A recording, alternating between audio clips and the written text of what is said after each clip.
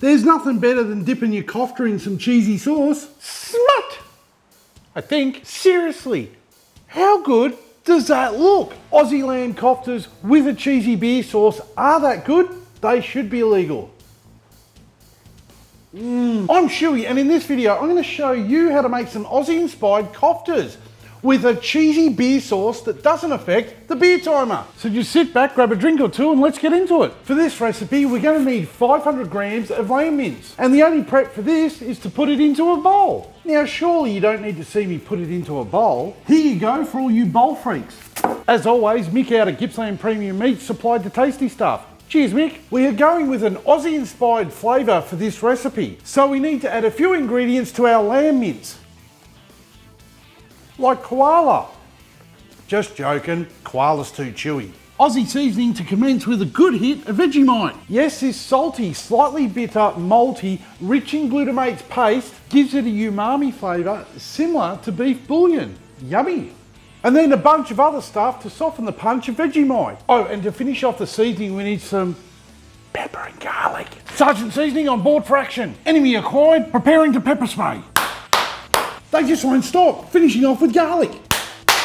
Now glove up, get your hands in there and make sure all the ingredients are mixed thoroughly. Before anyone freaks out, you will not taste the Vegemite in this recipe. It is just the substitute for salt. Shaping koftas couldn't be any easier. You're going to need some skewers. I'm using superior metal ones today, but if you prefer splinters in your food, by all means use some wooden ones.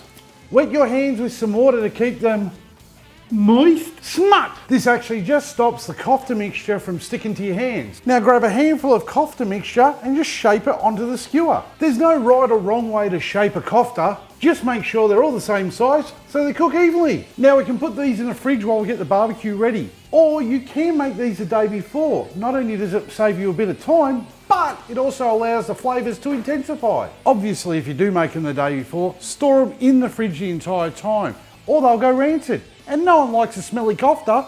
Today, I'm going to be using my Weber Go Anywhere, or GA as they're known, and I'm going to be pairing it up with my 100ml riser I grabbed from Rub and Grub. This is going to allow me to keep the koftas a little higher off the charcoal, making sure the bottom vents are wide open, allowing as much airflow to our fuel as possible. Dumping in a 3/4 full chimney starter of lit fuel. Then, using an old pair of tongs, I'm going to spread the charcoal out and make it nice and even. By keeping the koftas a little higher off the lit fuel, they will char and give us a lovely smoky flavour and won't burn. Place the koftas over the charcoal. Now we don't want these to burn, so no wandering away. You should be set up with a cold beverage in hand, and you should also have a backup beer or two close by just in case. Just remember to keep turning them every minute or so. Remember, charring is good, burning is bad. We are aiming for an internal temp of 74 degrees with these Aussie lamb koftas, and the only way of knowing that for real is using an instant read thermometer. And these are ready to come off the heat and be rested while we make our beer sauce. Did you know the word kofta means pounded meat? Smut! Today, we're cooking with a high direct heat. And today, our cook's gonna take anywhere from 20 to 30 minutes to reach a food safe temp of 74 degrees Celsius internally. Or for those of you who like to use my beer timer, you're looking at a 1 beer cook.